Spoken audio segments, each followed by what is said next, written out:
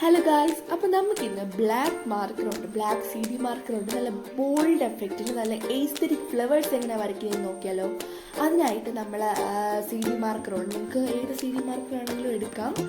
Fine tip വരുന്ന C D marker ഉണ്ടല്ലോ, തിന്നായിട്ടുള്ള, അതായിരിക്കും കുറച്ചുകൂടെ ബെറ്റർ. സി ഡി മാർക്കറെല്ലാം അങ്ങനെയാണ്.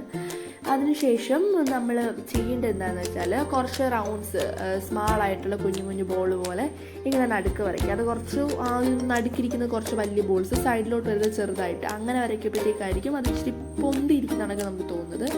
അങ്ങനെ വരച്ചതിന് ശേഷം നമുക്ക് പെറ്റൽസ് വരയ്ക്കുക, കുറച്ച് കേർവ്ഡ് ആയിട്ടുള്ള പെറ്റൽസ് വരയ്ക്കുക. അതിനുശേഷം നമുക്ക് 4-5 ലൈൻസ് കൊണ്ട് ആ പെറ്റൽസിനെ ഡിവൈഡ് ചെയ്യാം. പല ഡയറക്ഷനിൽ വരയ്ക്കാം, പക്ഷേ ഒരു ഡയറക്ഷനിൽ തന്നെ കുറച്ച് ഡിഫറൻസ് ഒക്കെ വരയ്ക്കുമ്പോഴാണ് ആ പെറ്റൽസിന് കുറച്ചുകൂടെ ഭംഗി തോന്നുന്നത്.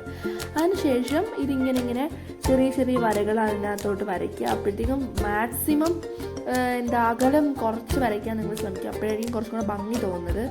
എങ്ങനെയൊക്കെ ആയാലും നിങ്ങൾക്ക് അവസാനം കിട്ടും. അത് കിട്ടില്ല ആഫ്റ്റർ ആയിരിക്കും, കാരണം പറയാതിരിക്കാൻ വയ്യ, നമുക്കൊരു ഹാപ്പിനെസ് തോന്നത്തില്ലേ വരച്ച് കഴിയുമ്പോൾ, അതാണ് തോന്നുന്നത്. അങ്ങനെ ഞാൻ ആ ഫ്ലവറും കംപ്ലീറ്റ് ചെയ്തിട്ട് ഞാൻ ഏകദേശം 5 ഫ്ലവേഴ്സ് അങ്ങാണ്ട് ഒരു പേപ്പറിൽ വരച്ചിട്ടുണ്ട്. അപ്പോൾ അതെല്ലാം ഇതുപോലെ വരകൾ വരച്ച് കംപ്ലീറ്റ് ചെയ്യണം. അപ്പോൾ ഞാൻ സമയം കിട്ടിയപ്പോഴത്തേക്കും ഇരുന്ന് ചെയ്തതാണ്. 2 ദിവസമൊക്കെ എടുത്ത് എല്ലാമൊക്കെ ഫ്രീ ടൈം കിട്ടുന്ന ടൈമിൽ ഇരുന്ന് ചെയ്യണം. അതിനുശേഷം നമ്മൾ ഇതിൻ്റെ സൈഡ് ഉണ്ടല്ലോ, പെറ്റൽസിൻ്റെ സൈഡ്, അത് നമ്മൾ സി ഡി മാർക്കർ കൊണ്ട് ഇങ്ങനെ ബോൾഡാക്കി വരച്ചു കൊടുക്കണം. ഇതിലേക്ക് നല്ല കട്ടി കൂടണ്ട, അത്യാവശ്യം കുറച്ച് കട്ടിക്ക് മതി.